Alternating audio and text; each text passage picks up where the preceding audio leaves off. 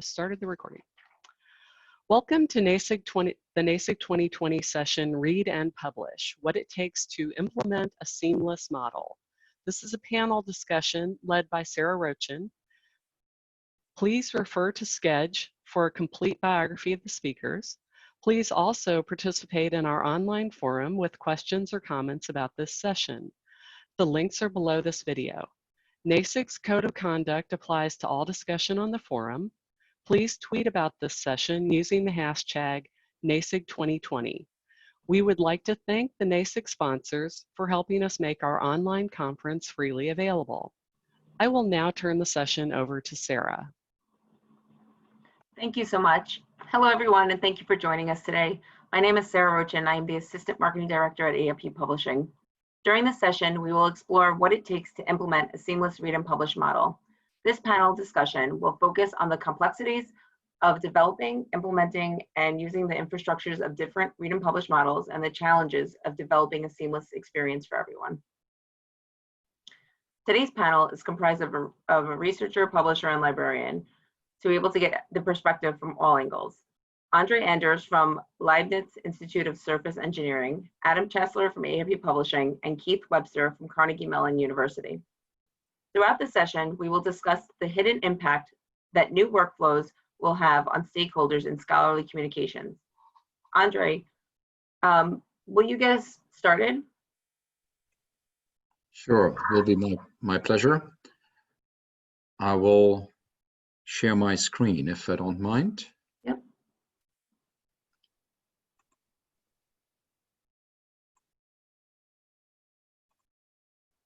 Let's see. So it's my great pleasure to be part of this panel. One slide about myself. I'm a plasma physicist. I worked for a very long time at Lawrence Berkeley National Laboratory in Berkeley, California. And I'm now the director of the Leibniz Institute of Surface Engineering in Leipzig, in Germany. And I'm also a professor of applied physics at the Leipzig University in Leipzig, Germany. I'm also having another job, being the editor-in-chief of Journal of Applied Physics, published by AIP Publishing. So I could give some thoughts about publishing and reading from different perspectives. And I have been asked to do this here primarily as a researcher or author. And then I will also do some words, say some words about what does it mean as a director of an independent institute. So let me see if I can move. Oh yeah, here comes the next slide. So as a researcher, I certainly welcome the new concepts of read and publish because it gives a researcher more easily access to published work, and also, provided the funding is there, it's able to publish in gold open access journals. I will elaborate on this a little bit. So as a researcher, I prefer publishing open access because it helps me to make my work more accessible to all that are interested. And then with that, I hope I can increase citations to my work, and that's every researcher's desire. So I show you a little bit the workflow. You see me sitting in the lab some time ago and getting some results, publishing, and with that, of course, we are not finished. We want to be read. We don't do this for ourselves. We want to be read and cited. So with that comes immediately the question of cost. As a researcher, I often don't have the resources to just to make the decision, is it gold open access or not, because the cost should be covered by the project's funding agency, and that's usually not the case. So now comes the question, is the institution, my institution, able to pitch in and give me the freedom to choose open access publication? I have usually the choice where I can publish, and I choose the journal because I will look what matches best to my topic. Where other people in my field are publishing, so that's usually the journal of choice. I pay attention that the journal has a good reputation, People usually look also at impact factor, although I think this is an overrated factor. I think the reputation and match is a more important factors. And then, of course, the publication cost comes into play, and this is exactly why we have this discussion here. In my institution currently, the default is that we still publish in subscription only or in hybrid journals. So journals where they are subscription for most of the publication, but the author has their choice to also publish open access. And that is due to insufficient funds that we by default could say everything is published open access.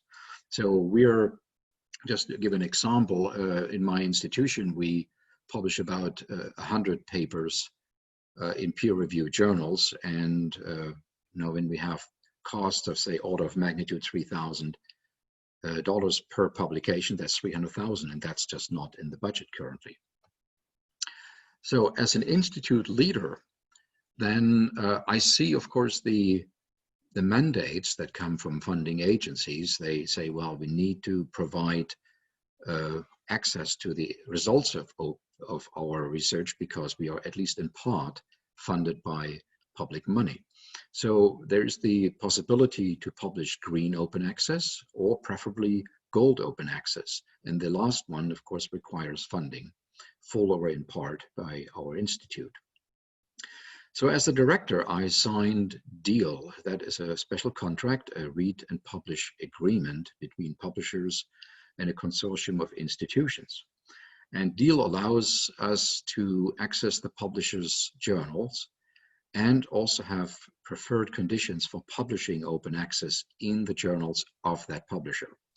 So DEAL currently covers only the publishers Wiley and Springer Nature.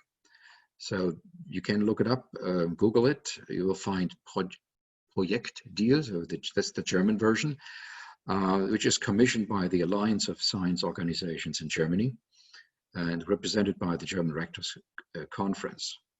So the objective of this whole procedure is to conclude a transformation of publish and read agreements for the entire range of electronic journals offered by major academic publishers. And that, of course, implies there will be significant changes to the status quo in relation to negotiations, contents, and pricing of this process.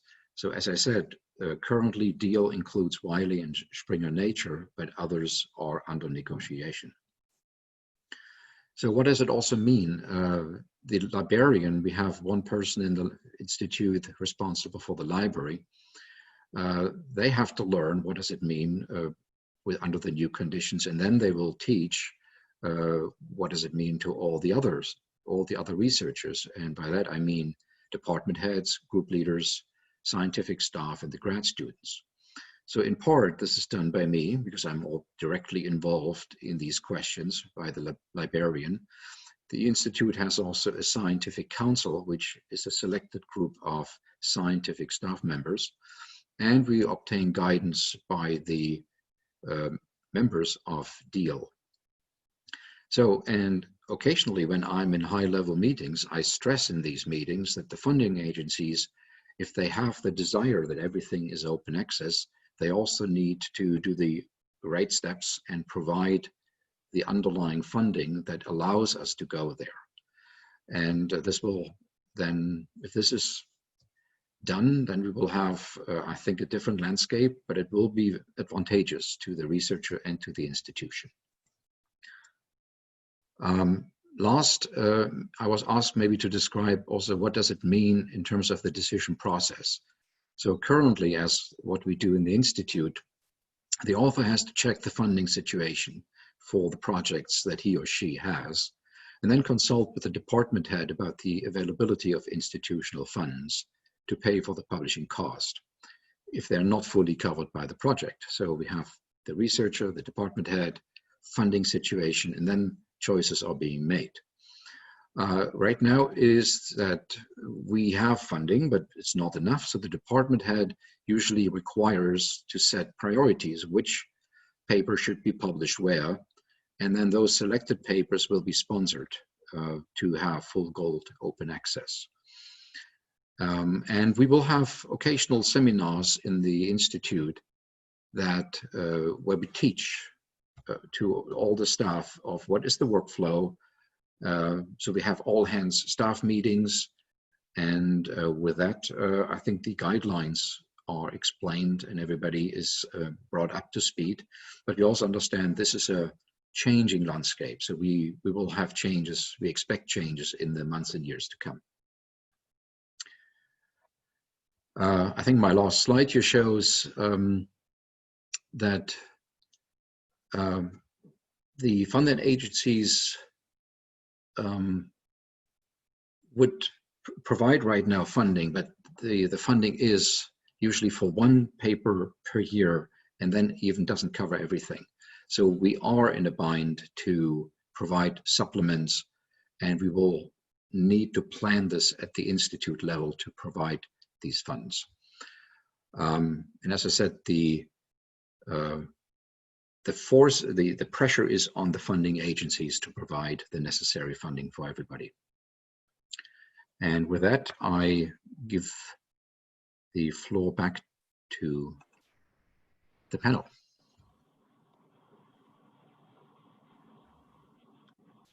Adam, I'm going to pass it off to you now.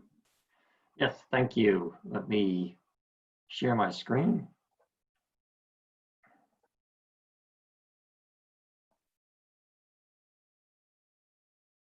And start. So I trust people will be able to see this. So thanks to NASIG for putting this together. It's obviously a little different from what we expected 6 or 8 months ago when we were planning this. We'd all be in Spokane, and here we are all over the world.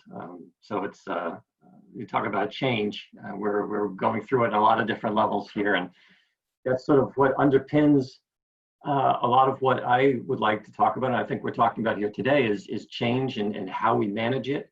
It's more than just standing up and shouting, we want to change something. There's actually a lot of work that has to be done in order to affect it. And one of the things I want to try and talk a little bit about here today are some of the things that we on the publisher side have been trying to address as we embrace this shift in thinking. It's been developing for a long time. It's certainly not something that happened overnight, but the momentum has certainly increased over the past couple of years, especially. I should stay away from physics terms like momentum, because Andre will be offended if I use them wrong, but I think you know what I'm talking about. So just a little bit of background. There are a lot of voices and constituencies involved with these discussions. So there's nothing that gets done in a vacuum. There are authors, there are funders and researchers, the academic institutions, and Keith will talk more about that perspective, and publishers involved in trying to stitch together arrangements, agreements, proposals, and programs that work on a broad basis is something that requires a lot of work behind the scenes. And I think that's one of the big things that we wanted to communicate here today, and also one of the things that I hope people will recognize as you embark on your own, whether they're mandates or they are programs, is you're going to have to do a lot of work in order to make them succeed. They don't just come because someone posts a paper, sends a memo around the office. There's work that gets spent to make these ideas reality, and it involves discussing things with a lot of different people who may not have entirely parallel interests in mind, because sometimes authors are not monolithic, researchers are not monolithic, publishers are not monolithic, so there can be different forces at work even within each of these different groups. So one of the big challenges that we've been wrestling with is, as a publisher, we represent a lot of different constituencies. We have authors and readers and customers, of course. We publish on behalf of a number of other learned societies, and their publishing revenues are critical for them to continue to do the work that they do. And what we do as publishers for them is important. So sudden changes in the way we work has a big impact on them. Trying to develop sustainable models while at the same time continue to keep the lights on and continue to work for some constituencies who might not be as far along in thinking or as interested in one particular way of doing business as another is one of the big things we've been wrestling with. It's sort of like that old adage about changing horses in midstream. It can be very difficult to make that transition while you're still trying to move forward. And that's one of the things that I think is you can get paralyzed if you think about this too much.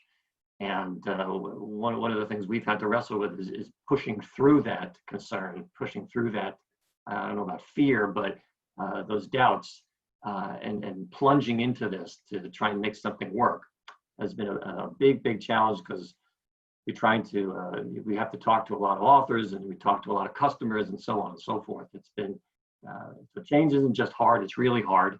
And embracing that and diving it forward has been, it's taken a lot of effort on a lot of people's parts. So I think as your institutions, as you're working through this, be aware that not everybody's going to be working in lockstep. So it's going to take some effort to pull everybody in the same direction. It's also going to involve a lot of different units within the organizations. Obviously, I'm speaking here from a publisher's perspective, but pretty much every department in our institution has been intimately involved with this process. We have a steering committee of about 5 people who's been meeting regularly for a couple of years now, it seems. It seems like a couple of decades, but it's been a couple of years to dig into this and figure out what we need. I'll talk a little bit about that more in a moment. But we have been at various times pulled in folks from our publishing and IT and customer service departments as we deal with data issues and reporting issues and publishing issues. We have about 120, 130 people at AIP, and I feel like almost every one of them at some point has been involved with this with this enterprise. Some on an almost daily basis, some once or twice, but everyone has been plugged in at some point to try and help fill gaps or understanding or knowledge. And it's a real team kind of effort. It doesn't get done in a vacuum or by one person or 2 people. A lot of people have to get involved with this, and it can be time consuming, and it can pull your brain apart a little bit. So one of the things that we realized we had to do was ask ourselves a lot of questions, and even as fundamental as who are our customers. We work with consortia all over the world, of course. We have thousands of institutions with access to our content in nearly 200 countries. So figuring out who these institutions really are and how they are defined, how they define themselves, how we define them is an important task for us. To give a sort of example of this is we have consortia where they speak as one, with one voice. You talk to an executive director or committee, and whatever happens is basically what happens for the entire group. It's sort of a one license. Here's what it is. Everyone's on board. There are others who are perhaps negotiating on behalf of their constituents, but then have to go out and get buy-in from each individual member. Could be 30, 40, 100 or more members. So how you construct an agreement, a proposal, how you implement a deal when there are perhaps indistinct boundaries at the outset is one of the big challenges we face in trying to figure out how we would make this come together. We had to actually reach out to a third party to help us figure out who some of our authors are. Andre is a good, not a problem, but a good example. You noticed at the beginning of his presentation, he had 4 different affiliations, I think, listed there. And if Andre submits an article as part of one institute, but we have an agreement with a different institute, how does his article fit? Where does it belong? How does it get counted? All of these things are stuff that we're trying to figure out and aren't necessarily in our database because we didn't anticipate this 20 years ago. So trying to get our data cleaned up and accessible so that we can actually analyze it and share it, because one of the big issues here has been transparency in being able to say, this is what we're doing, this is why we're doing it, and making sure that everyone has a window into that means you have to have a good, strong foundation. So we have to know what we're talking about in order to share that. And that's been a huge, huge effort, which is actually ongoing. We're still not done yet.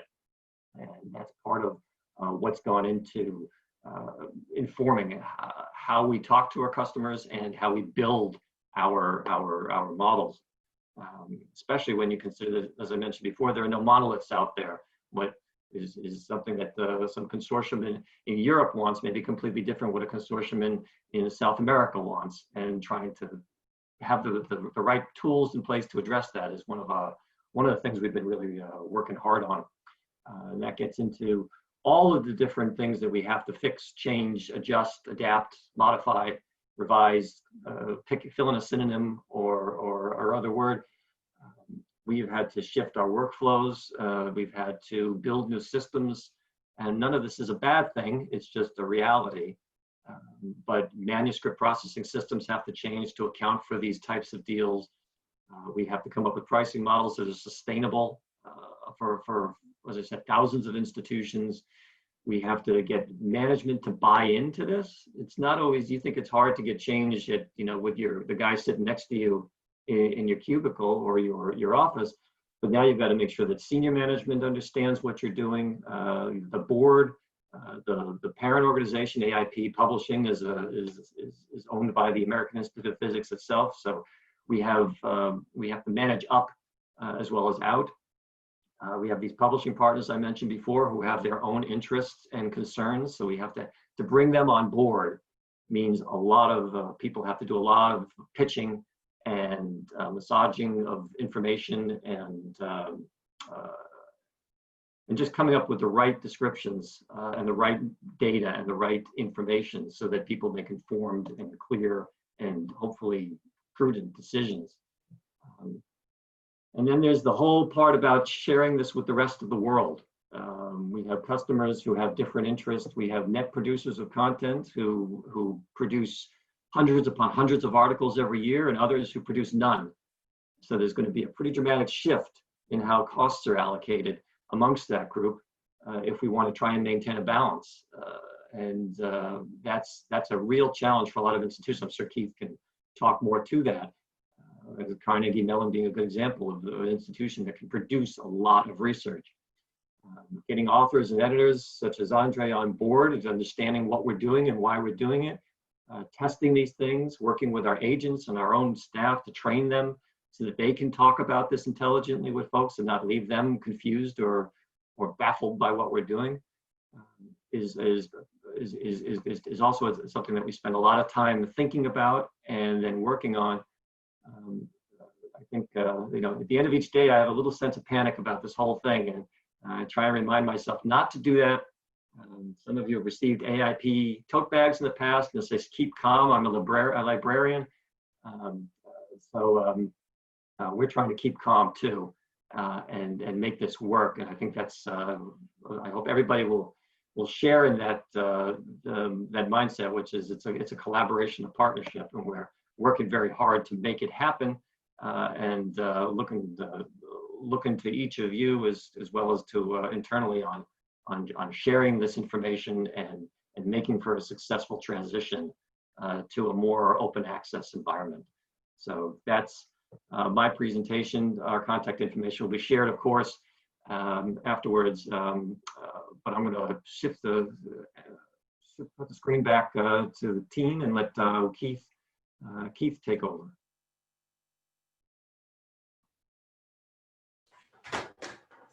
Thank you, Adam. Let me just bring up my slides.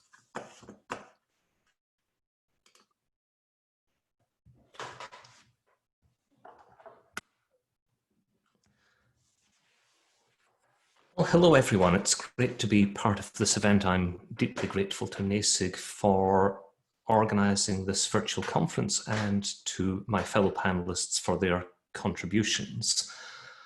I'm based at Carnegie Mellon University. Our primary campus is in Pittsburgh in Pennsylvania, but we do have campuses on the west and east coasts, as well as in Africa, Australia, and Qatar. We're a very high research-intensive institution with high rankings in many of the global tables of university attributes and performance. But we are very distinctive in our focus. We are not a multidisciplinary university. We don't have a medical school or a law school. Our institutional mission is to be outstanding in the fields in which we work. I've put some of those on this slide for your information. And this is a very important characteristic to bear in mind as I talk about some of the work we've been doing in developing read and publish agreements, that disciplinary distinction. In the past year or so, we have focused on negotiating deals through which any research accepted for publication in journals from the publishers we have been working with will be automatically published open access unless the author chooses otherwise, and with no payment by the author at any stage in the process. The first agreement we announced was with Elsevier, a large commercial publisher. Our second was with the Association of Computing Machinery, a large academic and learned society. Incidentally, that is Carnegie Mellon's biggest single publisher. And we are announcing in the next couple of days our third deal with PLOS, and that is our largest wholly open access publisher. And part of that is a deliberate move to understand what it's like to work with different types of publisher, as well as to understand whether there are differences in workflows, differences in author behavior as part of that. Our first agreement with Elsevier was negotiated in the spring-summer of 2019. And as that was our first detailed engagement in this process, we did have quite a number of conversations around campus with our faculty senate, with the Faculty Senate Library Advisory Committee, with different university leadership committees. And I led those conversations, explaining the broad landscape and the increased momentum towards open access that we've seen over the past 15 years or so. The broad feedback that I received from our community was that our faculty generally are in favour of open access. Many who are involved in editing society journals or have other society roles are concerned about the sustainability of that model as it impacts upon their societies. But many also indicated that it is time to try and reach a new equilibrium in the costs of scholarly communication.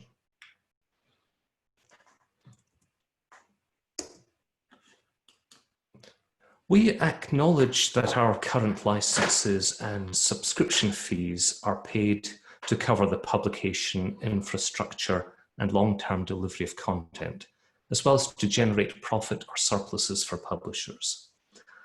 What we're trying to do, in my view, is to shift the manner in which we cover these by recognizing that our institutional contribution should be attributed in some way towards our creation of content, as well as our consumption of content.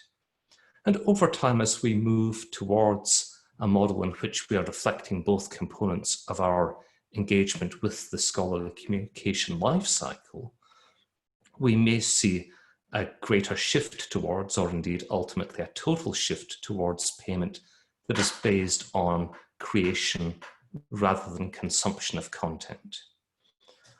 We know already that there are a variety of ways in which these costs might be covered. Authors might pay individual APCs out of research grants or other funds to which they have access. We have seen foundations and charities cover costs or wholly underwrite the establishment of open access journals, and many universities subsidize through institutional funds some form of open access publishing. But to me, the key component in all of this is about changing the ownership of copyright. For as long as publishers own the rights to the content they publish, there is going to be a very difficult move towards any systemic change, towards the new equilibrium that my faculty tell us that they are looking for. In the past, we've been relatively disinterested observers of where our faculty published.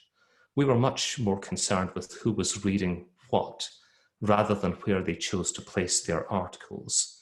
And now we need to broaden our awareness. That, incidentally, has a broader benefit to us if we can discern a greater sense of where our faculty are focusing their research activity and research interest.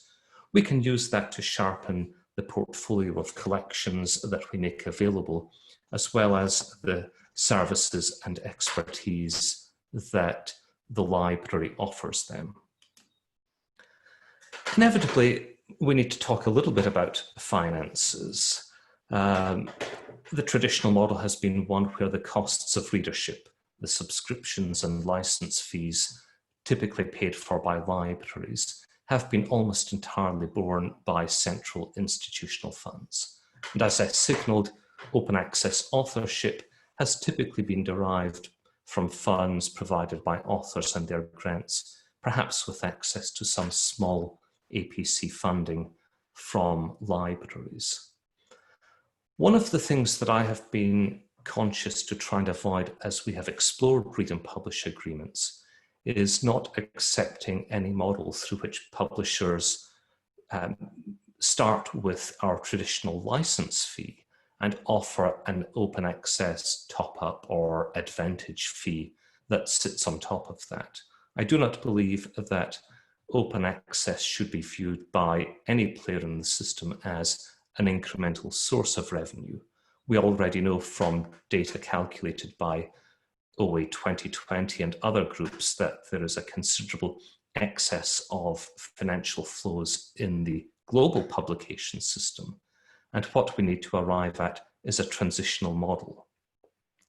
One of the challenges that I see in a complete shift towards an entirely payment-based system is that the burden of costs is likely to shift increasingly towards research-intensive institutions. And if you see that distribution shift, in what manner can the flow of funds to those be addressed? For some publishers, we might see a free rider problem where they have traditionally a substantial subscriber base from non-content contributing institutions, whether smaller universities or commercial subscribers.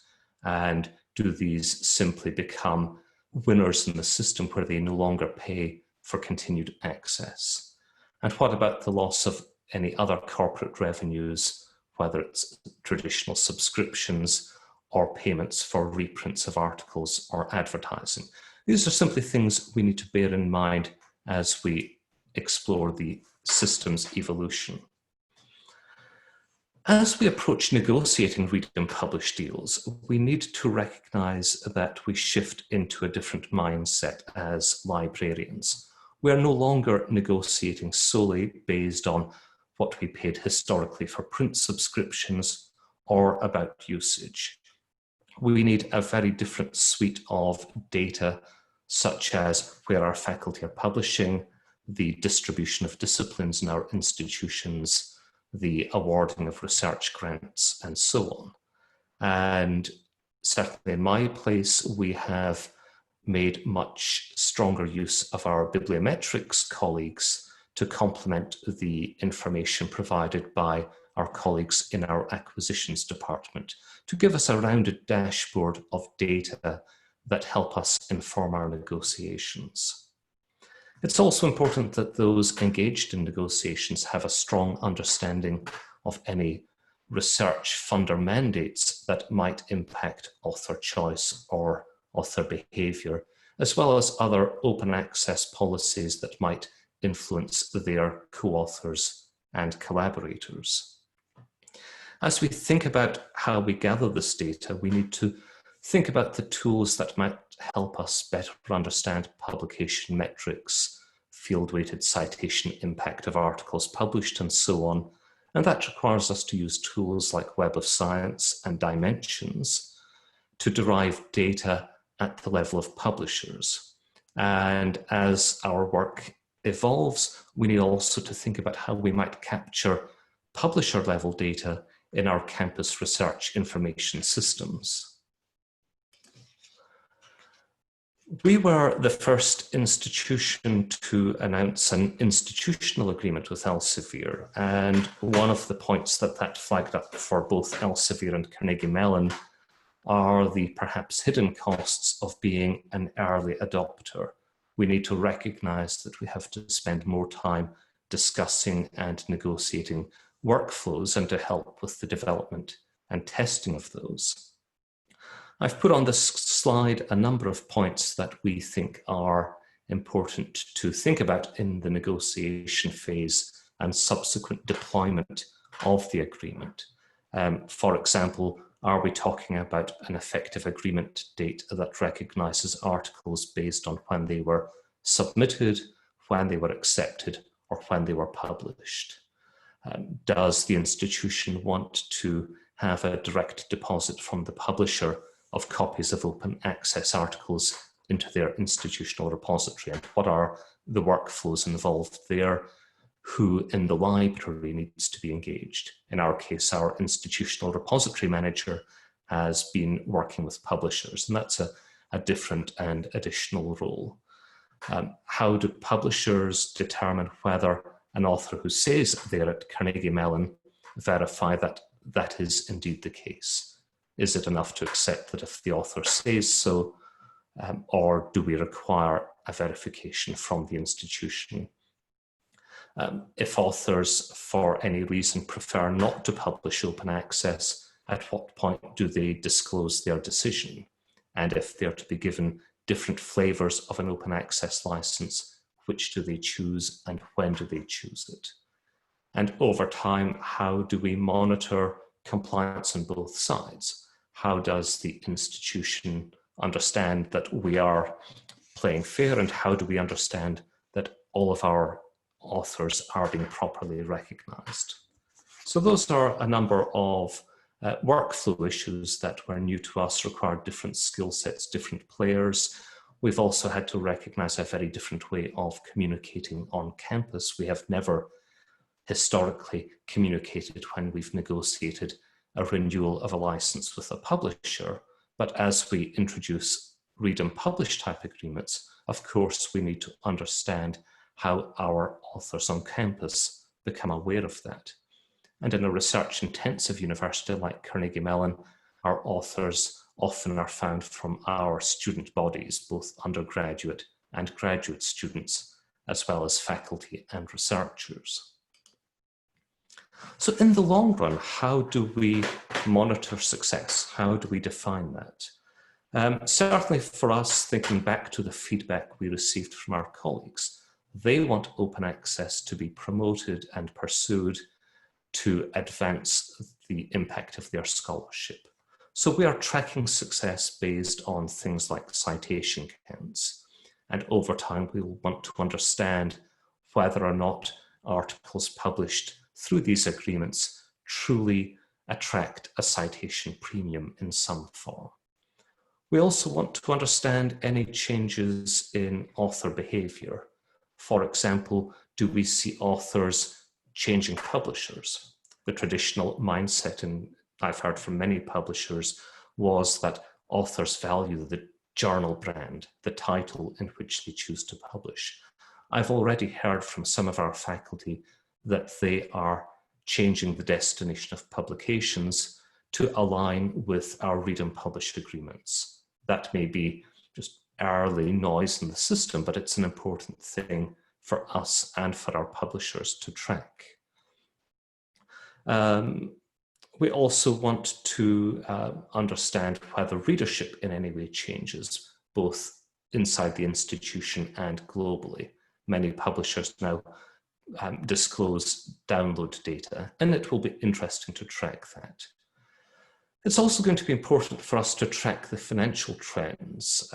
As a research-intensive university, we understand that at times we will pay more than we did under a readership-only agreement. And what are the long-run implications? Are we seeing a shift in overall publishing economics? Are we seeing a reduction in the amount of payment flows to publishers as part of a global momentum, a global move towards increased open access publishing? And what might be the unintended consequences? We need to ensure as a community that we don't exclude authors who may be in communities that don't have access to these types of agreements, don't have access to funds to support the publication of their articles. Open access is there to ensure that anyone who has a voice has a right to be heard. And we also want to ensure that the academic societies who are so integral to the research enterprise are not unduly affected by any system-wide shift. I'm happy to talk more about this offline. Do reach out through any of these channels. I'm going to hand back to Sarah now. Thank you. Thank you so much, Keith.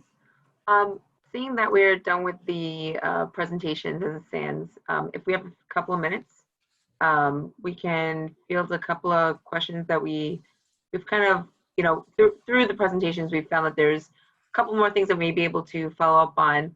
So I just want to throw a couple of questions out there, really short ones. Keith, you had said there's a lot that we're looking to ensure that, a lot of questions have been asked. You've learned along the way through this process. If there's a limit of number of articles covered by an agreement that you have, how do you determine what you're going to approve versus not? The agreements that we are working with, we are not imposing any restriction on our authors. So anyone who has an article accepted will be published. I know that sometimes that will be unavoidable. There will be agreements that we arrive at that impose a limit. We have given some thought to that. One approach would be a simple first come, first served. Another approach would be to give priority to authors whose work might require open access publishing by virtue of funder mandate, or who might disproportionately benefit, for example, early career researchers or those in disciplines that have a particular priority at a given time. These are things that we will be negotiating with our faculty advisors to help us understand what might be right. But as with so many of these things, these are institutional decisions that need to be arrived at. Okay, that's great. Thank you so much, Keith. Just one quick question for Andre, one for Adam. So Andre, we had touched upon how things change and workflows and everything, and recognizing that read and publish agreements change the whole landscape a little bit and how we publish. How does a read and publish deal change how a researcher may work and where they're submitting? I think at the research level itself, nothing changes at this moment. But the moment when you think about where to publish, then the researcher usually wants to publish open access, because that allows them to just send the message of the DOI to everybody and say, look at my work, it's freely available. So that is the desire. And right now, there is this discussion going on. Does your work need to appear in open access? Because we cannot cover all who want to publish open access. And we prioritize. We say, well, we look at, is there a good match for a journal? And if that journal, for example, is open access only, then, well, it is open access. And we will support that. As Keith said, if somebody has a paper that needs to be published, it will be published. But not everybody will be able to do it gold open access at this point. Okay. Really great, thank you. And Adam, one quick question. So you mentioned that the whole process of changing over to building a read and publish model, it's a collaborative effort. In order to make sure that we're giving the researchers and librarian community what they're desiring and make sure everybody's voice is heard, how do you get feedback from them? I suppose there's a simple answer to that, is you listen.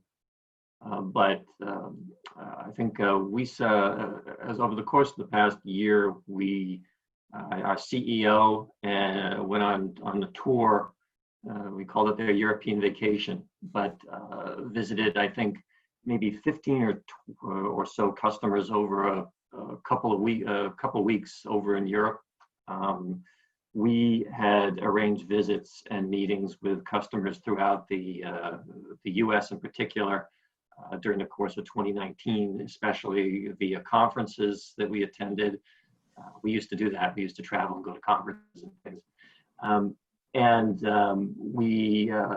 of our sales managers, when they were going out on the road, would ask for feedback and input, whether they were in Asia or South America or Canada or any place else in the world.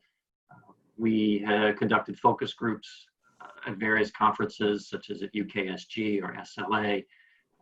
So we've been trying to solicit as much of this feedback as we could face-to-face and directly, as opposed to simply issuing some general information on a listserv and saying, hey, contact us if you have any questions. We've been embracing, engaging with people as much as we could face-to-face or directly in order to try and get some feedback and build up our knowledge warehouse. Great, thank you. So that concludes our presentations. I'm going to just quickly put up on screen. You've heard from Andre, Adam, and Keith today, and thank you so much, everybody, for your time. We hope everybody enjoyed the session and takes away a few little bits of information about Read and Publish and different ways and different things that go into creating a seamless model. So thank you again. Thank you, and thank you, Sarah, Andre, Adam, and Keith. And I want to thank everyone for attending this NASIG 2020 session. The speakers will be monitoring the NASIG forum through June 2020. The links to the forum, Sketch, and our code of conduct are below the video. Please tweet about this session using the hashtag NASIG 2020.